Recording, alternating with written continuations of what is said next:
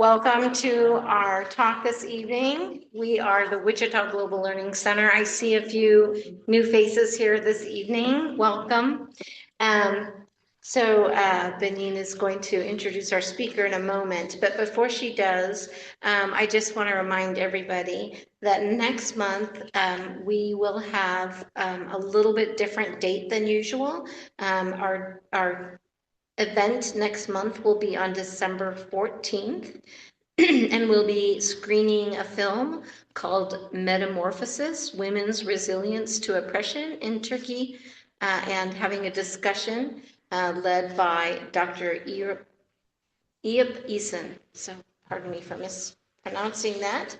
Benny, if you'd like to come up and introduce our speaker, that would be awesome.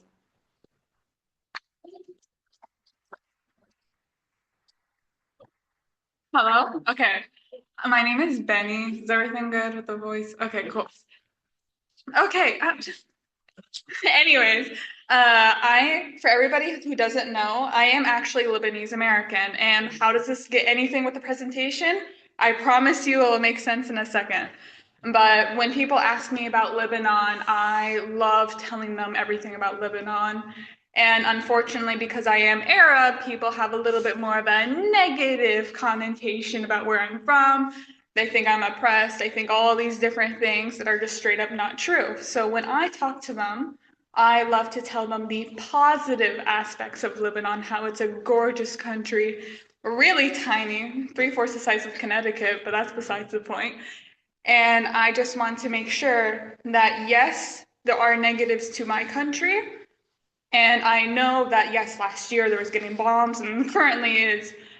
But there was still the bright side about Lebanon. So when people talk to me about it, I don't always prefer that they only talk about the bombings and the tragedy that happened to my family. Rather, I like talking more about the beauty of it. And I do acknowledge the negatives, but there's also the beauty aspect.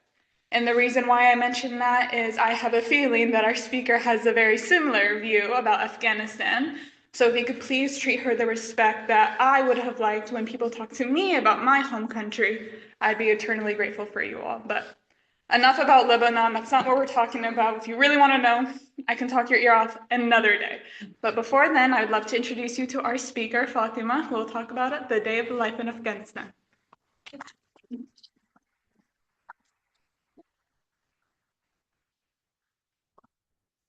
Thank you, Benny. Thank you, everyone.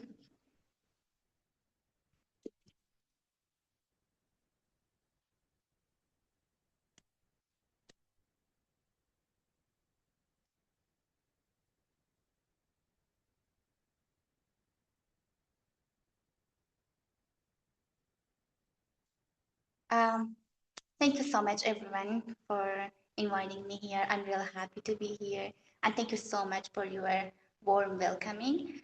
I want to start this with a story that the first days of me here in America.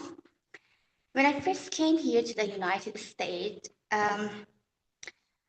I knew very basic English. Like my whole dictionary was hello, like how are you, thank you, sorry, and that was my whole dictionary that I knew, and it was very difficult. We were at a Otterbury camp in Indianapolis, and every day. Um, for breakfast, lunch, and for dinner, I carried my baby sister, Astra, Danny knows her. She's funny. And because she couldn't walk yet at that time. She was very little. And there was always the same um, soldier that was helping me, opening the cafeteria door for me because I was holding my sister. And the only word that I could say to him was thank you, because I didn't know English that much at that time. And one day I decided to, Fatima, let's upgrade your English and use something more respectful, something that shows how appreciative and thankful you are. So I went back to where I used to sleep at that camp, and I took my brother's phone because unfortunately how we came to the United States and how crowded the Kabul airport was, I lost my phone. So for about 1.5 months, I didn't have any phone. For everything, I asked my brother, and I gave her, he gave her his phone to me, and I typed in on that Google Translate. I would never do that again. Not for this phrase. I typed دست درد نکنه, and Google Translate probably said the English version of that is good job. The next, for the next dinner time that I went to the cafeteria, that soldier opened the door for me, and I said, thank you. Like, I didn't say thank you, I said, good job. And that poor soldier, like, he was froze, and then he smiled. Those kind of smile when Americans do when they see something strange, probably adorable. And then I said, oops, probably I said something that I shouldn't. Later I found that it was what it really means, good job, and I wasn't supposed to say that. And oh yeah, I would never use Google Translate again. That was one of my first mistakes that I did with English language. So I want to ask you, have any of you here used Google Translate and it betrayed you like this? In many funny ways, right? It is very, when I found out, I was, oh my gosh. I was embarrassed. I was like, oh my gosh, I shouldn't use that. And after that English disaster, I realized something very important, that to live here in the US, I need more than English Google Translator. I need to learn it. I work very hard to learn the English. But now that I know English a little more, let me introduce myself properly. I'm Fatima Nawazi, as you all know, and I was born in Afghanistan, and I came to the United States with my whole family, except my younger brother, that something happened and he went to the Turkey first, and then he joined us here in the US.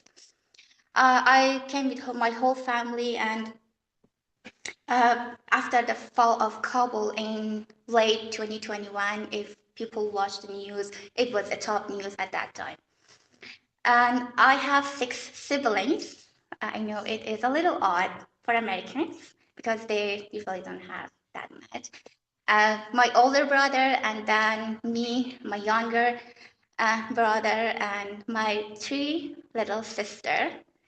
They are the princess of our house, and that Astro, and you know, she sometimes the drama department. She's funny and she makes drama of everything.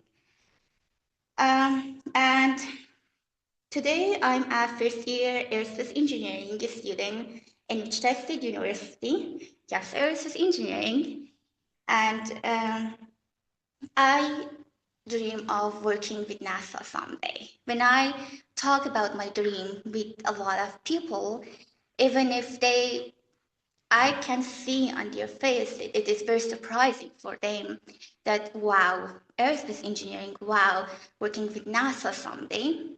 But if you know where my journey started, you will understand that it wasn't an easy way for me, and how I got this far. I believe that I can make further than this, and it is not impossible. I love challenges, and everything that challenged me, I like it, and I accept that challenge.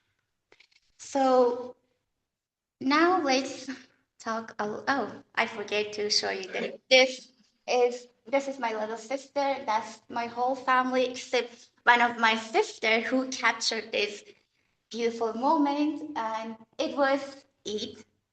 We have 2 Eids and it was the first Eid. I was 6. That is why my clothes, everything is a little messy. But those are my parents sitting on the couch, and with my big brother. This is my little brother, my second little sister. That is Ashley. She's very fun. I love her, and she loves me. And we have uh, a little different relationship, and it is because she loves to sleep with me always, and I cannot. Like, she's very funny. And to know about my journey, my story, we need to talk about Afghanistan, where my journey really started. And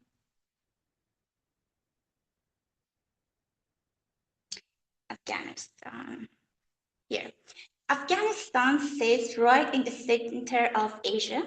People call it the heart of Asia because it connects the South of Asia, Central Asia, South Asia, West Asia, and a small touch with even East side of Asia because it has a very tiny border with China, which is some people, when I talk about Afghanistan has a border with China, some people surprised, like they're surprised, and they don't know that.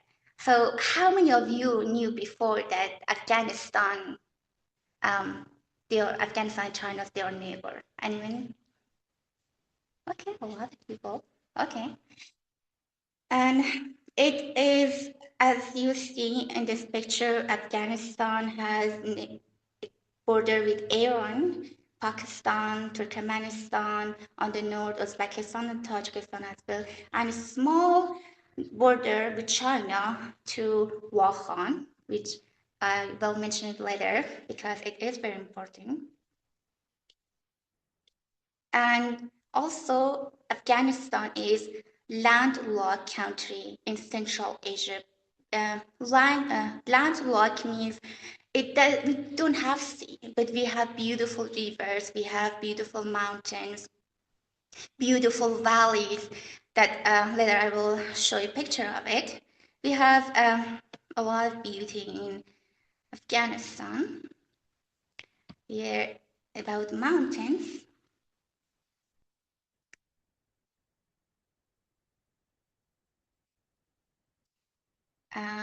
Mountains is one of the strongest feature of Afghanistan is the Hindu Kush mountain range. These mountains stretch across the country like giant Spain and connect the Himalayas, the same mountain system that holds Mount Everest. Afghanistan is home to um, Nushah, our highest peak, which reaches about 24,580 feet, which is the second highest mountain in the entire Hindu Kush range, and taller than anything in the US.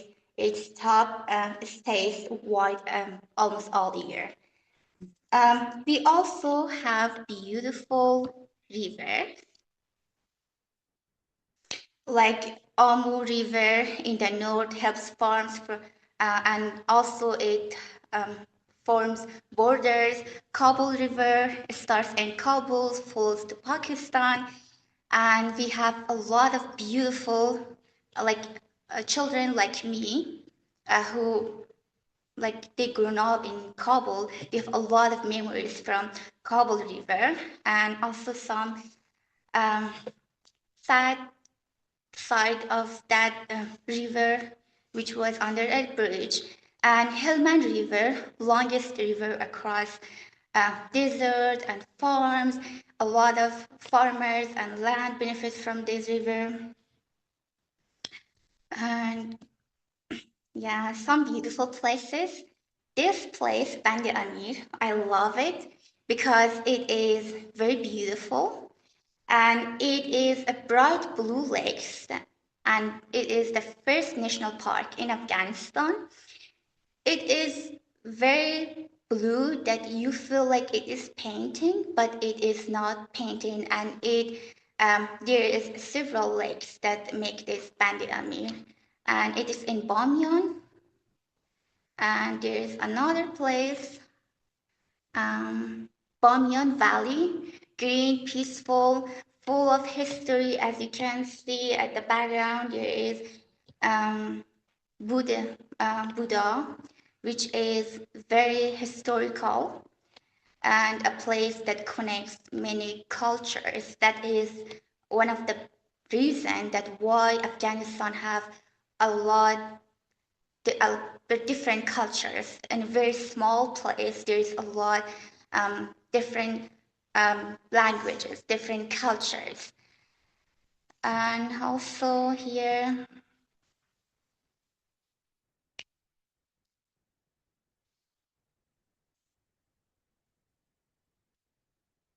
We have Wahan, high mountains that I mentioned earlier. It is where we have border with China, people and languages.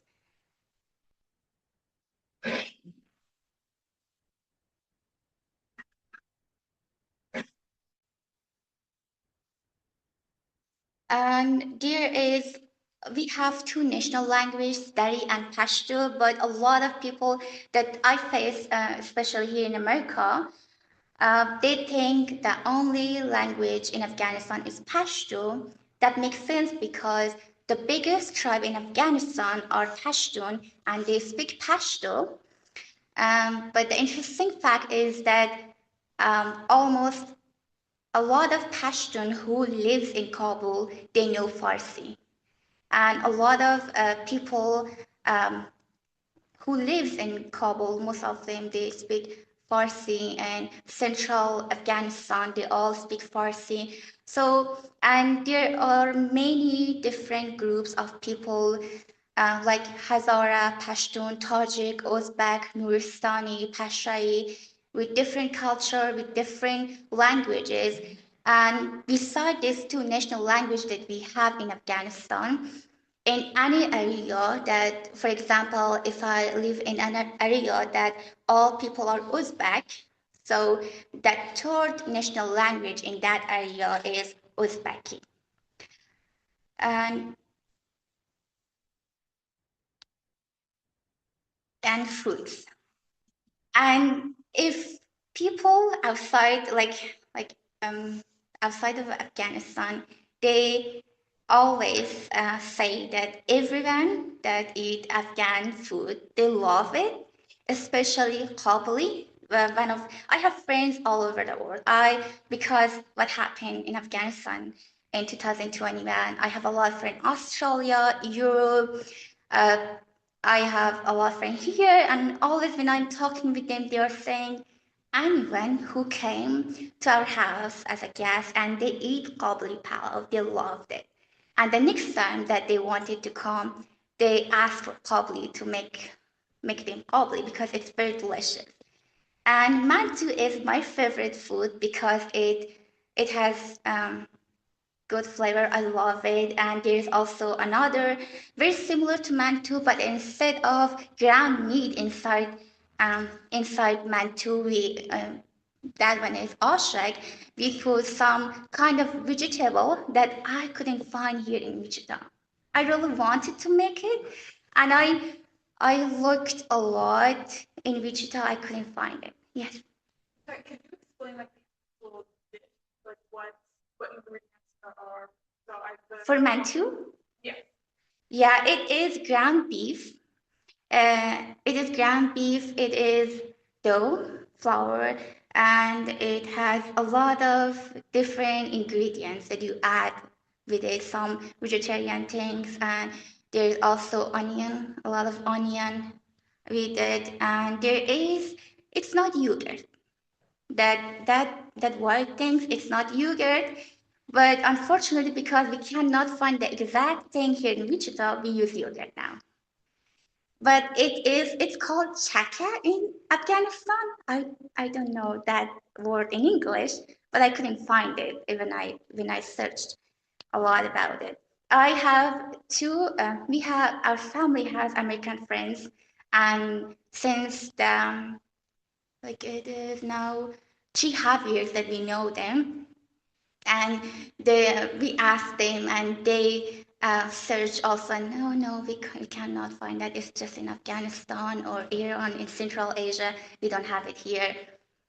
But still, yogurt work very well. I talked with my mom earlier when Banning asked me about Afghani food, if we can find any Afghani food for this event. I said, Mom, if you can help me, I want to make some kabli or matu, and if you can do it, so they all know what I'm talking about. But unfortunately, Banning knows about my mom health, so I didn't want to do that. And here, none. One of the biggest problem now that all Afghan family have here is naan, because we make naan uh, in our house, but it's not like the way it should be. Like it's very different, it's very delicious, but we make it, but there's no grocery store here, or not any Afghan yet make anything that we can buy Afghani naan. And it's bologna with chaka and sometimes yogurt. It has also gandana in it, but because we cannot find gandana here, we use some different kind of vegetable in that. It's also very delicious. Afghanistan is very rich. It has a lot of flavor, different kind of foods. The foods that I'm showing you now is my favorite. So there's a lot more.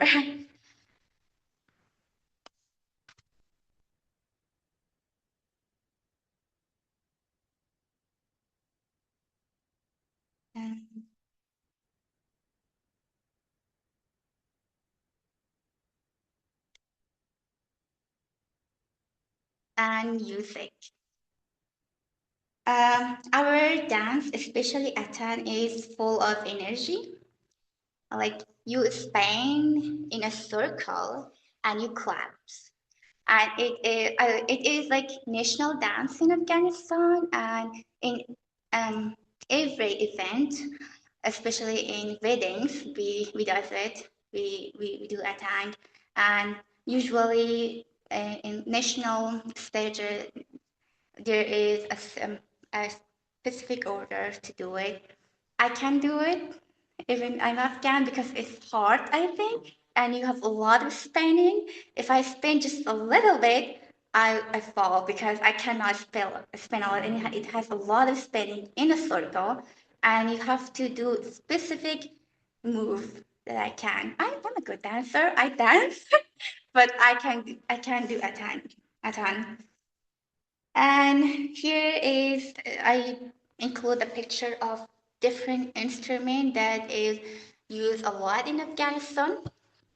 It's tambura, tabla, which is very popular in Afghanistan. And yeah, also, if anyone meet with any Afghan family, they know how hospitality they are. And I got some confusion early when we came here, because anyone who walk in your house, we offer them tea, food, and um, anything like that. And there was an attorney that we had for our case when we first came here in the US, and she really mentioned, you don't have to do this because I work for you. You don't have to offer me tea or anything else. I know, but I feel good. Like I like it. This is our culture. I want to offer tea or food, um, anything like that. And if you go to someone's house, an Afghan house, they offer you multiple times, please eat, please eat. And if you don't eat, it's kind of disrespectful. Uh, but here's different. It was one of the difficult things. Yeah. Okay. No, it's okay. I'm just gonna switch. Okay. There we go. It's not Okay.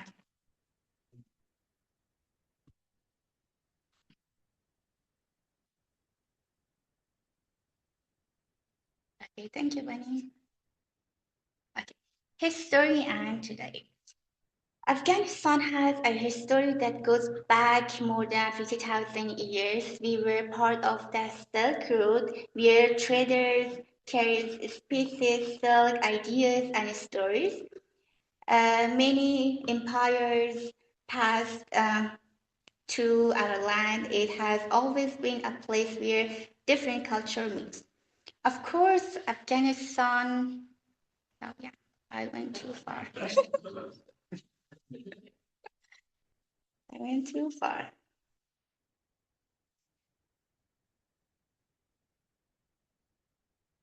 Okay. I think my slide is a little different.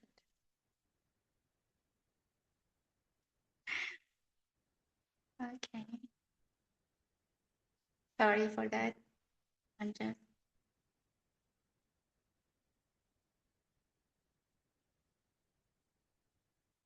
Anyway, I got here. Okay. When I was a little girl, I took school very seriously because behind of that um, uh, it was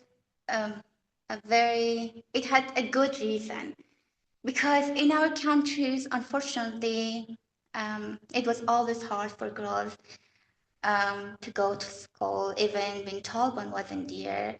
But we had this hope that we go to school. And also, I had a mom who couldn't go to school after sixth grade, not because she wasn't smart or not because she doesn't want it or because her family doesn't want it, just because she was in another country outside of Afghanistan, and that government took her ID, and she couldn't go to school anymore.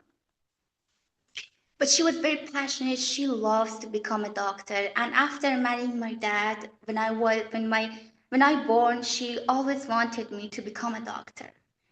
And she always said to me, Fatima, try hard, study hard. I know I can see in you that you can become a doctor someday and make the dream that I couldn't. So I always had, I always was very serious with my school, and I wasn't that kind that I always be late, but sometimes in Afghan culture, something happens, like suddenly a gas storm, or you have something unexpected that happened that you have to do it and then go to school. And sometimes it was that I couldn't go to school on time. It was like 5 minutes late, and I was walking to school. My school was a 20 minutes walk from my school, and we don't have this bus system or to drive or anything like that. So I walked 20 minutes, but even if I got 5 minutes late, I was crying all the way to the school. And at the moment that I entered at the school gate, I wiped all my tears and walked into school like nothing happened because I didn't want anyone to ask me, why you cried, anything happened? Because in Afghan culture, there's many things going on that I didn't want anyone to ask me this question, that what happened while you are crying. And one day I was a little bit more late. It was about 10 minutes to the school, to the first class that we had, and it was a 20 minutes walk. And I said, no, today I don't have time to cry, so I have to walk very fast, like running, but not running because everyone would look at me, which I didn't like it. And uh, my head on the ground, my heart is on the ground, and I was walking very fast. And suddenly, bam! That is why I have this because I hate very badly a middle pole sticking out of the wall, and it was exactly the size of my head. And it was very bad that sometimes when you watch cartoon, there is when a character hits something hard, they have these stars around their heads, like this girl. But I had like, I don't know, everything was dark and it was dark lines. But still, I didn't stop. I keep going to school. because I have a heavier mission on my shoulder to become a doctor, to make myself proud, make my mom proud. Even I realize now when I think that even it wasn't my dream, it was someone else's dream that I just wanted to do it to proud my mom. And then after that, I wanted to say this, even the outfit that I have today, it's not just because I wanted to be formal or anything. It was because we in Afghanistan, Afghan girls have this black uniform with white scarf. I don't have white scarf because at the last moment I dropped tea on it and I couldn't wear it anymore. And have this white scarf with black shirt, and unfortunately it is 4 years now that they cannot wear that because not same reason, same thing that happened to mom. My mom couldn't go there because of the government of another country. And oh my gosh. And now they can go to this school because of a group called Taliban. And they don't allow them to go to school just for some silly reason. But I want to say this because Taliban doesn't represent Afghan girls. They don't represent Afghan culture. They don't represent Islam. Islam didn't say that girls cannot go to school. It is, they have, I don't know where it idea comes that girls cannot go to school, but they have this idea and I never understood them. And here I live in Kabul. Sorry, I didn't want to be sad, but there is these things in my life that even if I want, I cannot escape them. These are part of my life. Even with those funny moments that I had, even the beauty that I had, there is moments that it's very crucial in our life and cannot escape it in any way.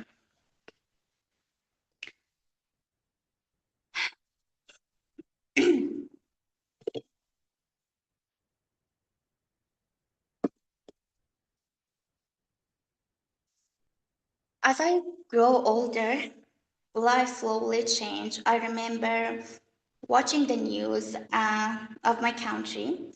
Every state of my country, like we don't have state, every city of my country, province, on the map, it was August 2021 turning red because this group called Taliban, every city after just becoming red on the map because the only city was left was Kabul, and we was very stressed if Kabul fall, what happened. And unfortunately, Kabul turned red as well, and we had to leave Kabul because before Taliban was there, 20 years before, and we knew Taliban, how they are and what they are capable of. Like, they do horrible things with people, not just with girls, that we all know what a lot of people do know that what they do with girls, but even boys in my country doesn't like Taliban because they are horrible and they do horrible things. So for the first time that we attempted to go to the Kabul airport, it wasn't successful because when we get there, it was very crowded, and there was a electric electricity line that was fell on the ground, and there was two people on the ground, and my dad, my mom, they said, no, let's go, it's very bad situation, we can't go. But the second time that we went to the Kabul airport, it was we had an email that gave us instructions step by step where to go, what to say, but that we had that email, even for us it was very hard um, to get where all like soldier were there. But finally, after 3 days, it wasn't that long way, but it was very crowded and the door was closing, opening. And we had 3 days and 2 nights outside of that, walking on the crowding with no sleeping, just a little, and then get up and continue going. It how happened, and but finally we got into airplane and we came to the United States.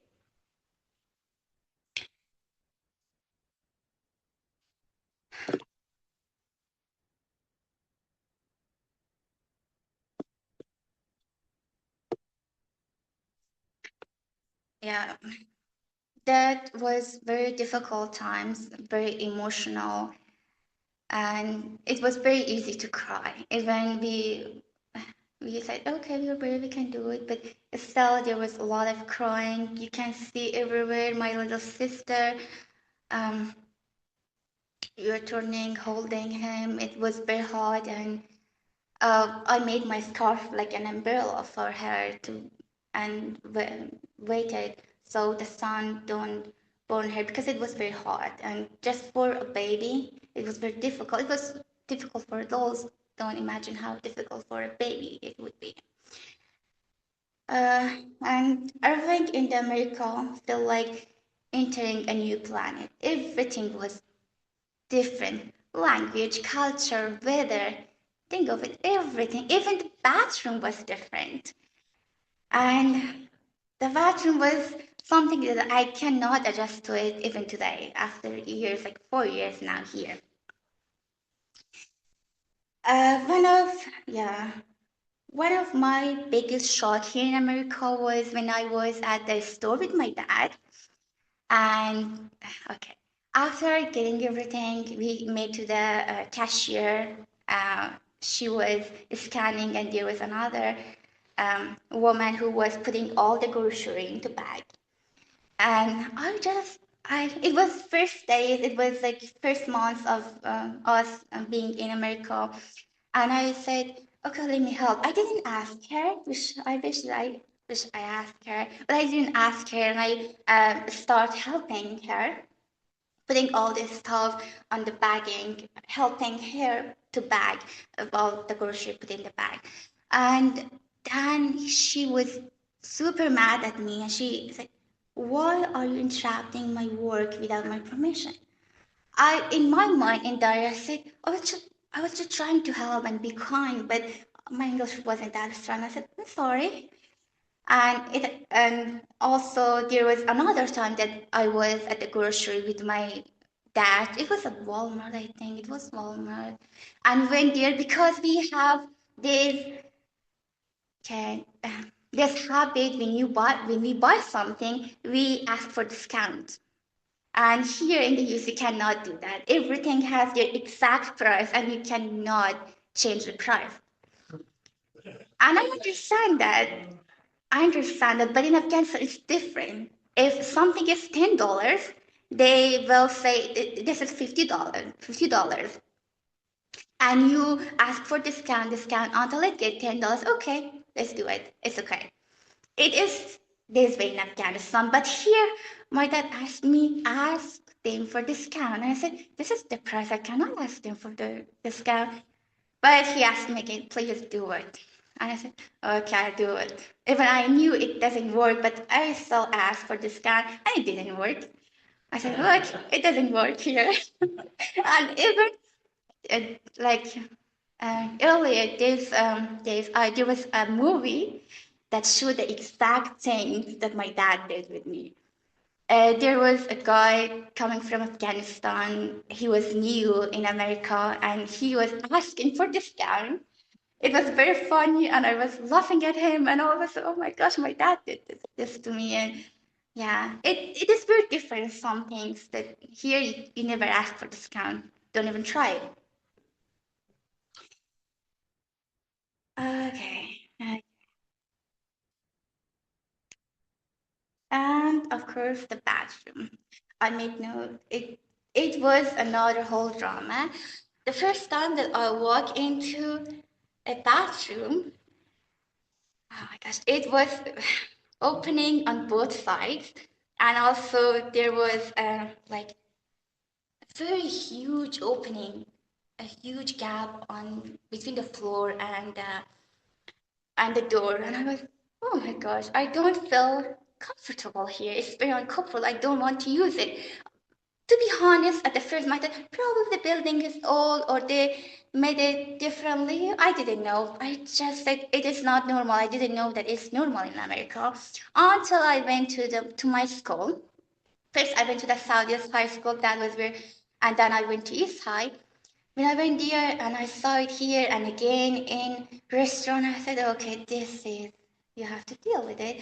It just, it is the way American bathrooms are. And even today, I cannot, I just feel it's very uncomfortable.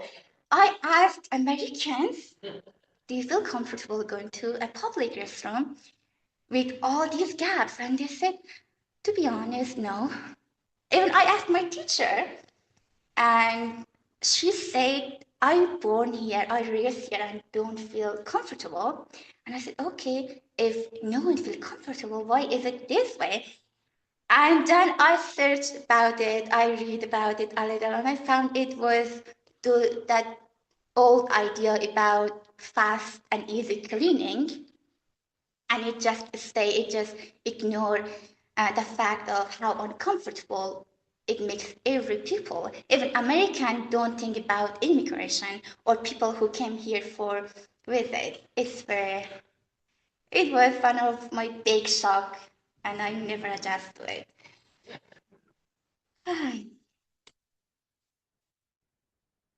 Yeah, here. And for aerospace engineering. Uh, At the first, I said that I wanted to become a doctor until I arrived here in America, and it changed many things in my life. Everything was new. I went to that school, and we had a great teacher at East High School. First, I was very sad because there was a very nice, big, good building, Southeast High School. I loved it because it was my dream college in Afghanistan, but now it's high school in America. And I went to the East High School after a few months, and I was sad until I met my history teacher, Mr. Driscoll. I love him so much. He's very kind.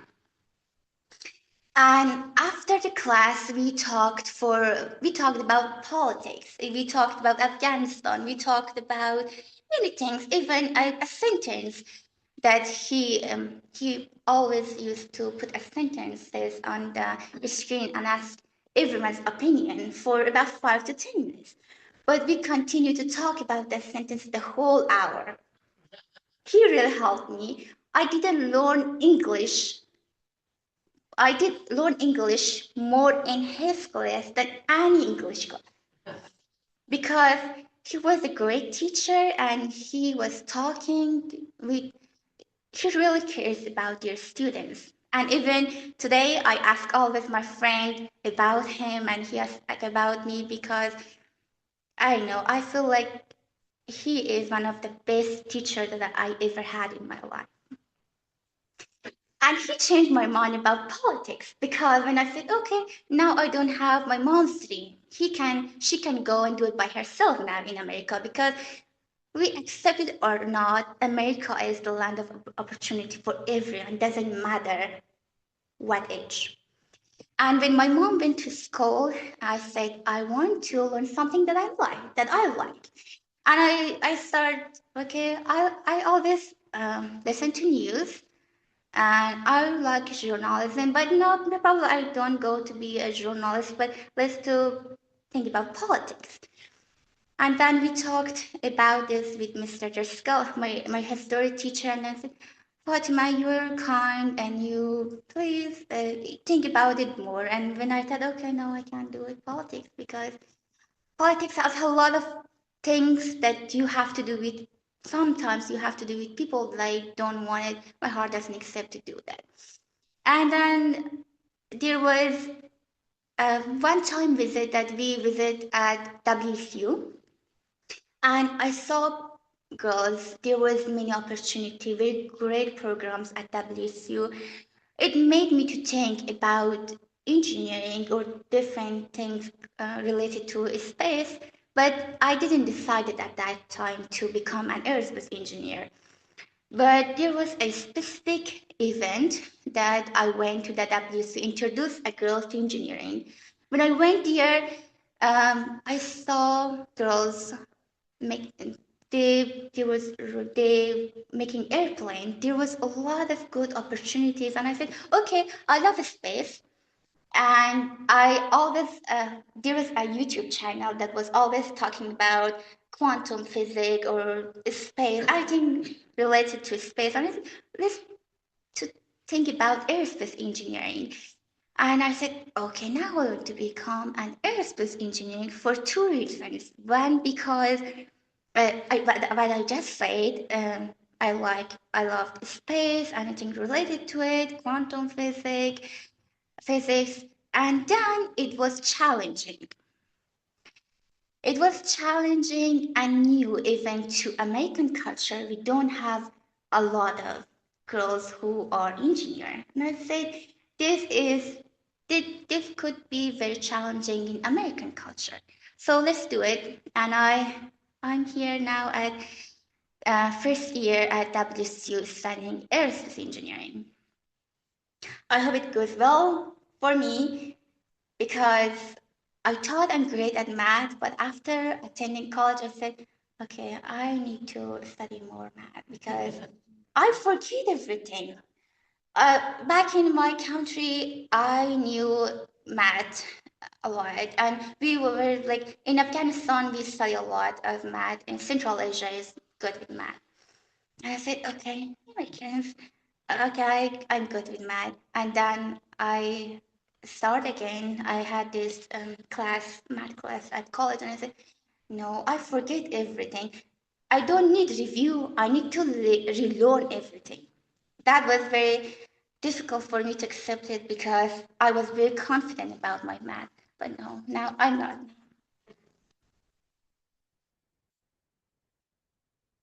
I think it's hitting my slide.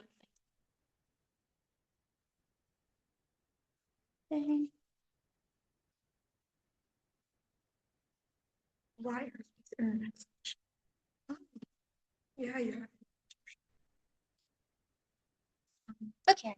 Anyway, Conclusion, right? That's okay. Okay.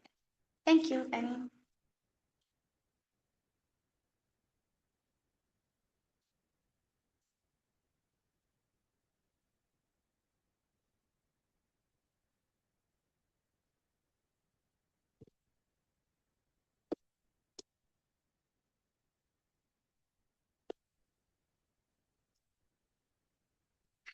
Okay.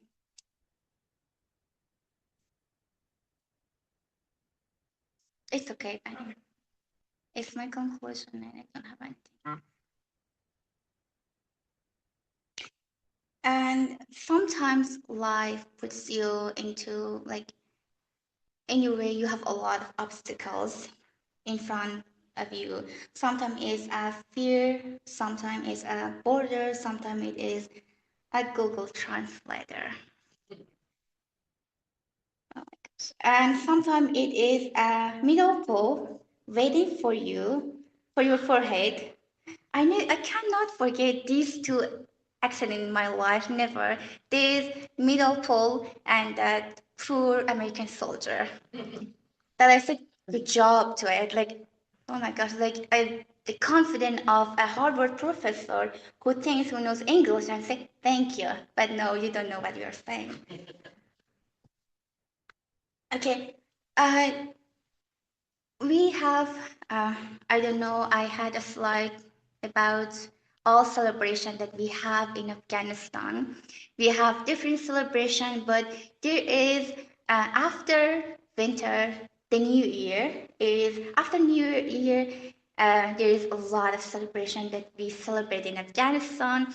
Happy New Year is a big deal, and there is a specific city that celebrated with a lot big, and it is a very big celebration in Afghanistan. And then we have a day for our farmers. And after that, school supposed to be start at the third of the new year, but we don't start it at the third year. But it is official start at third day after after New Year. But all teachers know, students know that New Year for all Afghan family, it's not one day, it's not 2 days, and it's not 3 days. It's a full week, and we celebrate it for very long. So they even there is uh, even they don't absent any students at school, so we all know we are okay. And after the first week of the new year, we go back to school, and we have two Eids, big Eids and um, big small Eid and big Eid, which is very huge in Afghanistan. Everyone celebrated, and even months before that, we make preparation. We make our home in a way that we present it like it make it very beautiful, and it is the favorite celebration for all kids because they have a chance to get a lot of money from all adults because we have a thing it's called ED, and all adults they have to give money for younger. If they don't give it, we ask for it. We ask for money. Where is my ED? Give me my ED. Especially, we don't do it with the strangers, but with family and friends who we know. And with fathers and mothers, I never asked my mom for ED because I knew she would say, I don't have to go ask your daddy. And I always ask my dad, and I asked my big brother. He's just 3 years older than me. And I asked ED, and he was very generous. I always had the most amount from him, and we always go to family's house, and it's a very good celebration. I don't know why I don't have a slide for that. Um, and it is, as I said, it is the best celebration for kids because sometimes they have a lot of money that they can save and spend it for the rest of the year until the next Eid that it comes. And we don't go to school during winter, but here's for summer because I don't know, winter is cold in Afghanistan. We don't go to to the school, but here I think it is because summer everyone go to holidays, right? And they don't go to school. But we have the opposite in Afghanistan. In my conclusion, as Bani said, we have beautiful things in our culture, in our country that we want that everyone see those. Of course, we have bad news. News always shows the bad side, and they exaggerate something. Even in Kabul now, people can't breathe. They are human there. They have a lot of challenges in their life right now in Afghanistan, from economics to girls' education, from different violence that is going on there. But we have this beautiful place, beautiful people that they live there. And no one can see them. They just see what the news tell them. That everyone that I ask, like, what do you think about Afghanistan? The first thing they say is war. But we have beautiful celebration in Afghanistan. We have beautiful hearts. In Afghanistan, because in Afghanistan before 20 some plus years in Afghanistan, where Taliban and America go there and Taliban wasn't there anymore. But we had some people because we had some people that had those Taliban's idea, but they're very small. I don't want to close my eyes and take a side that no, we don't have these people, we have it. But most of people in Afghanistan, they don't like Taliban.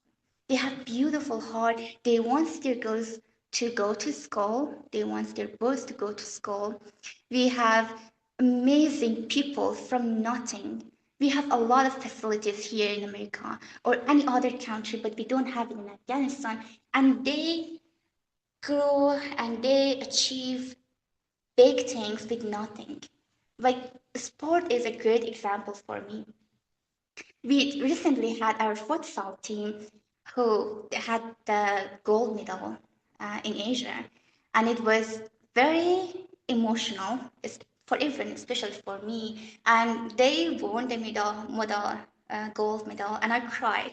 I said, "Okay, you have to be happy. You don't have to cry." And I said, "Look at them. They have nothing. We have this specific player who works to support his family, and he goes through a lot of things, and look how great he played from nothing.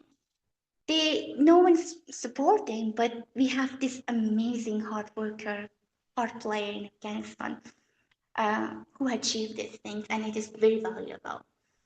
And I want to say in my conclusion that hope is stronger than fear.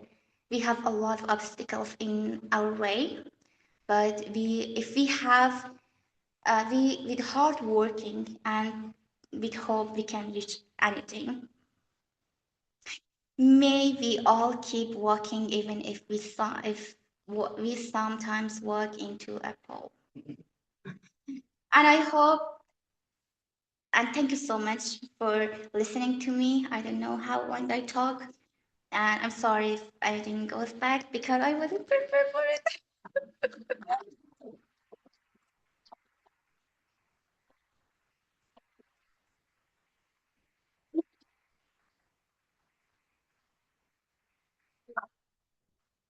Oh, sorry. Any question and comments, please? Sorry. Go ahead, please, Fanny. Um, so about the languages, since there's so many languages in Afghanistan, it's very hard for me to understand. So are the languages close enough to each other where somebody, Oh no. You know how many times I tried to learn Pashto and I never did? I had, okay, where I lived in Afghanistan, usually in Afghanistan, all tribes have a specific place in Kabul. Like, west is Hazara, here is Pashtun, here is Uzbek. But I was in a place that there was a lot of Pashtun and Tajik, and there was just a few Hazara family. And I had a lot of Pashtun friends, but they all speak Dari because I don't know it's easy or anything. I don't know. They all can speak Dari, and I tried multiple times to learn Pashtun. It's even harder than English for me. I asked my friend, okay, you speak Dari, but I can see you're not perfect because you miss your pronunciation is not. I can help you with pronunciation. Or learn better English, better Farsi, and you help me to learn Pashto because where I live there's a lot of Pashto. I have just made at that time a Pashto friend, and I want to talk about different things with her, but her Dari wasn't that good and I couldn't speak Pashto. I really wanted to learn that language, but I never did.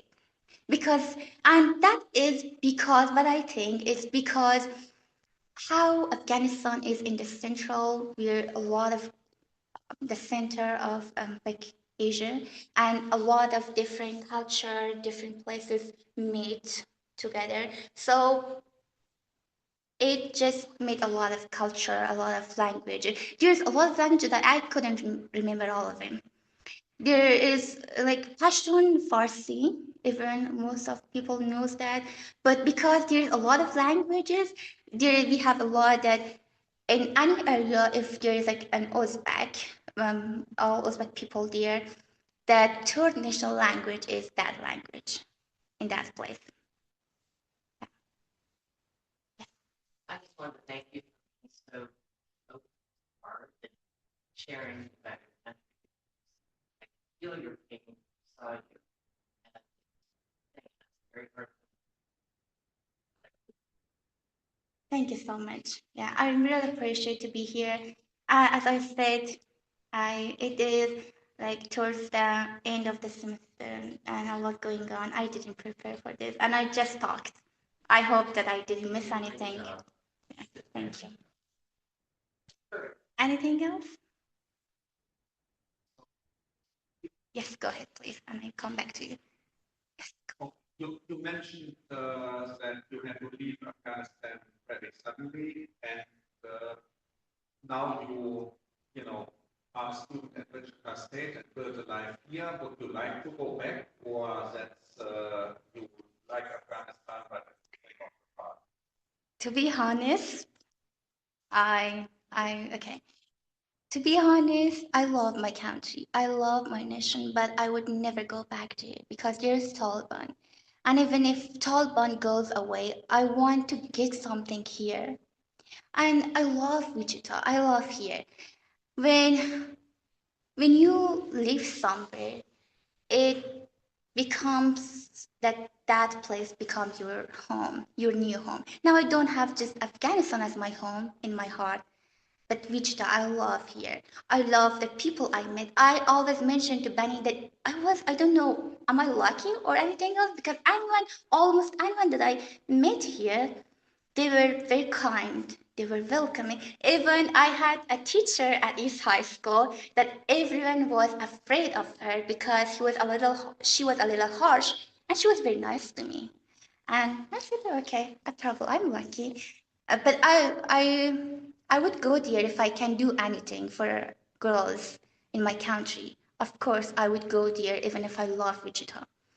But for education, for a better life, for 100%, I will choose here to be here and I'll never go back. But if Taliban goes away and I have the opportunity to do something to make my country better, and even if it's a small thing, definitely I will go back to my country. Mhm, mhm. You had told me when we talked before dinner that you didn't want to go into too much detail about actually leaving the airport. It was just too painful to talk about. Can I ask you about once you got on one of those last flights, where did you go first? And I assume you didn't fly straight from Kabul to America, Indianapolis. yeah. Yeah, what was your? After getting to the airplane, it was, I don't know, we was very lucky with that as well because when at the moment we got in the airplane, we flew to Kuwait. And we stayed there for a week probably, or a little 7 to 8 days.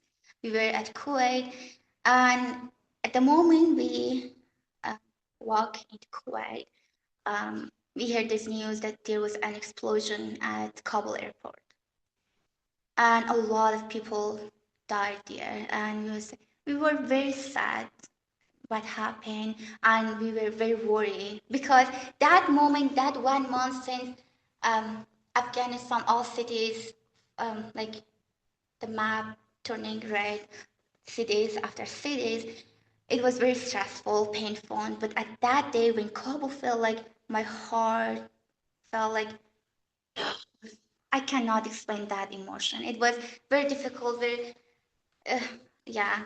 And when we went to the Kuwait after 8 days, we flew to Washington, D.C., and then we went to Indianapolis. And we stayed there at Otherbury Camp for a little bit. And on October 28th, we arrived here in Wichita. So October 28, 2021, it's 4 years. Yeah. And you, any questions? Language. What is your Because I mentioned my mom was in a country, I didn't mention the name of the country because anything. But my mom grew up in Iran and she speaks Farsi. And I grew up in Kabul. But always, your mom has big role with your language and thing. And I have this mixed language with Farsi in Iran and Dari in Kabul in Afghanistan. And when I talk with Iranian, they think I speak Dari. When I talk with people who speak Dari, they think I speak Farsi. And this mix, yeah. And what their language? What associated? With Dari? Okay. Central Afghanistan, more Hazara people. It is Dari, but there is different accent. It even I don't understand Hazara people when they talk with me with their accent because it's Dari, but it's very different. Even if we go to a family friend's house, I always ask my dad what she said or what he said. I understand them, but there's some words, some sentences that even I don't understand. It's very different. And with that, did they primarily locate in No. Yeah. They are Afghan and it's not Uzbekistan, Tajikistan or Turkmenistan. We also have Turkmen and Pashtun. They are not from Pakistan. They're all from Afghanistan. And Hazara, there is not a country that Hazara people go. They are from Afghanistan. All tribes, all groups are from Afghanistan. They speak probably Tajik people in Afghanistan. Uh, speak same language with Tajikistan or Uzbek people in Afghanistan talk same language with Uzbekistan, but they all are from Afghanistan.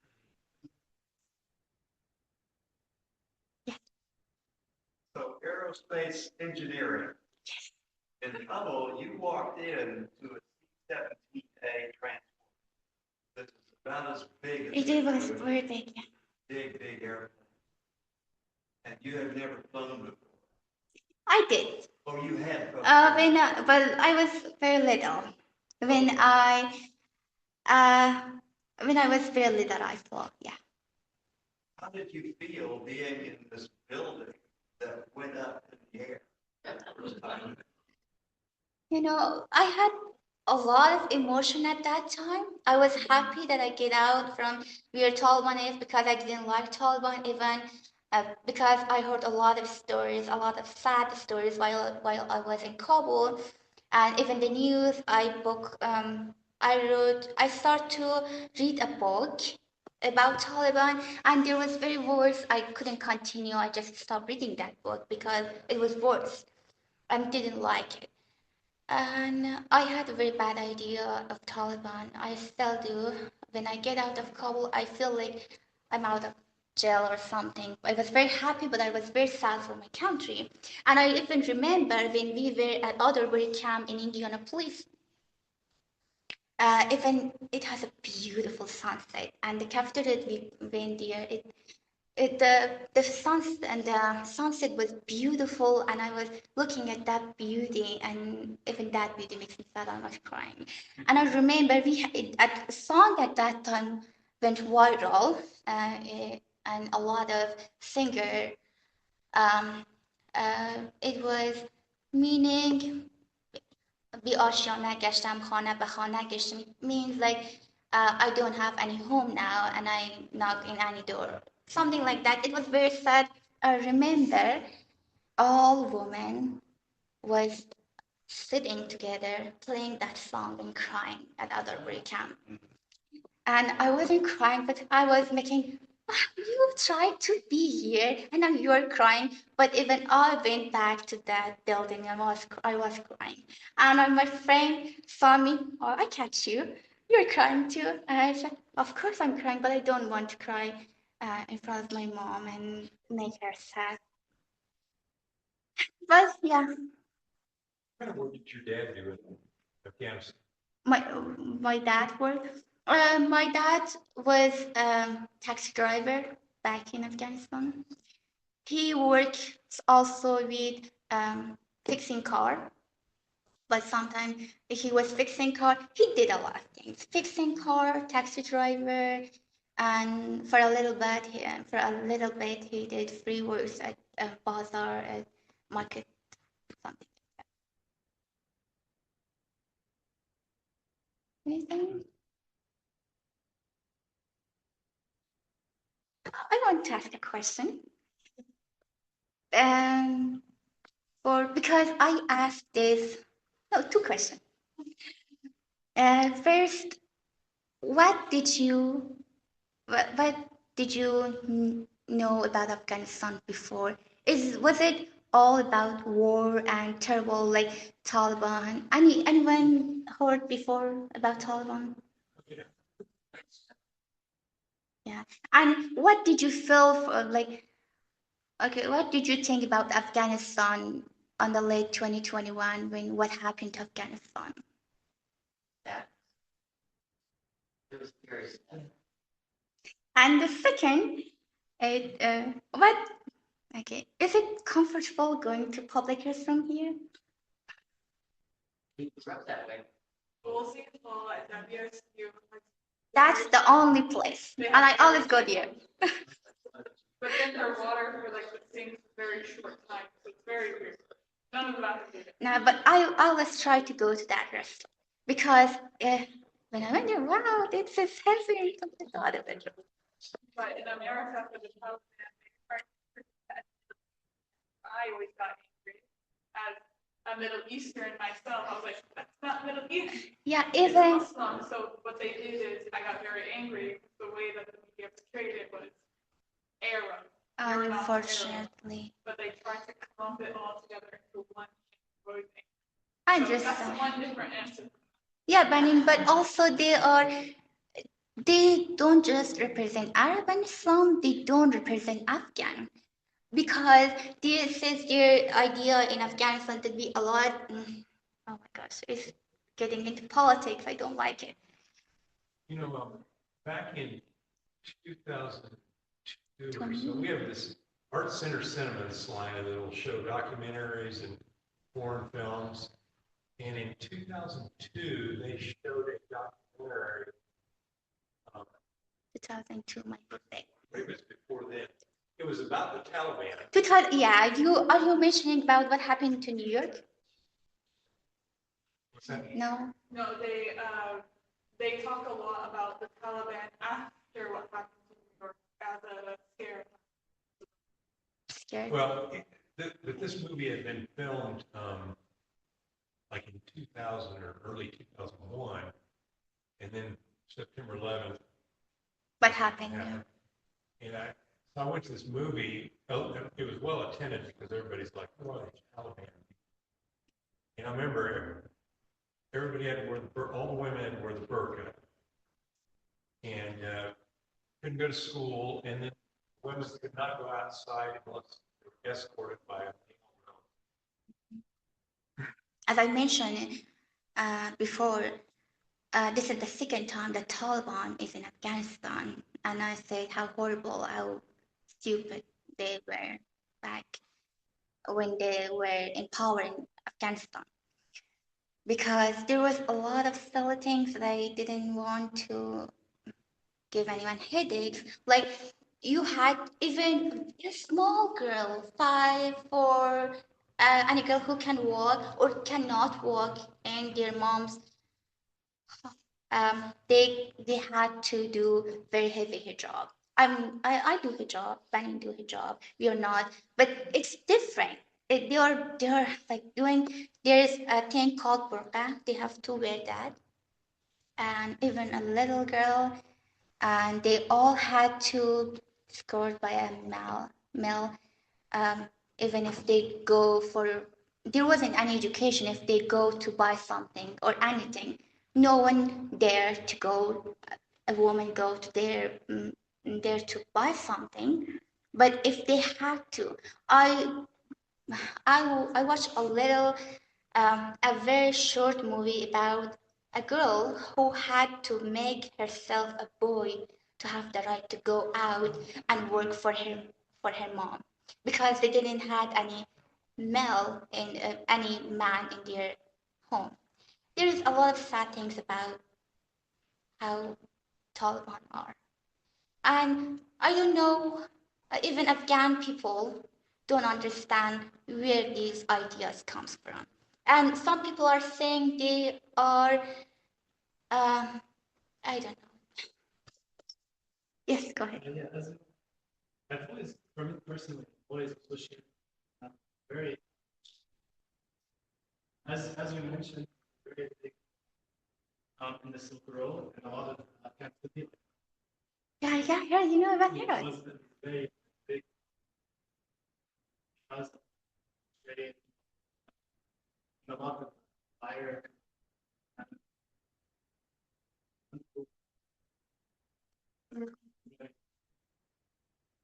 So I've always, for me personally, I guess maybe it's a little different. I've always felt it's a very rich history, very rich Yeah, culture. I read a lot about it, and there is one of the like it's very ancient. Like we have there's in Bamyan Valley. There is. Let me show you the picture here. I had it. There was the Buddha, which is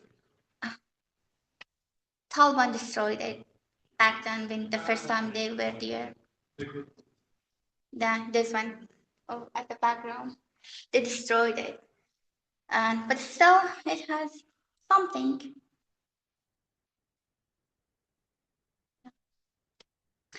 And it has a very rich history. I think I read before. I can't really remember now. But very first humans, like many years ago, there is study shows that they were in Afghanistan.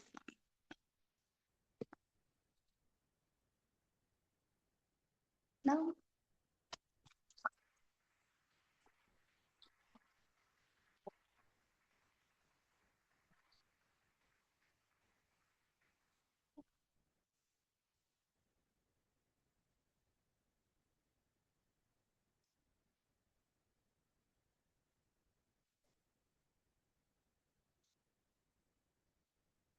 All right, thank you very much for that presentation. We appreciate your time this evening, and thank you, everybody, for coming.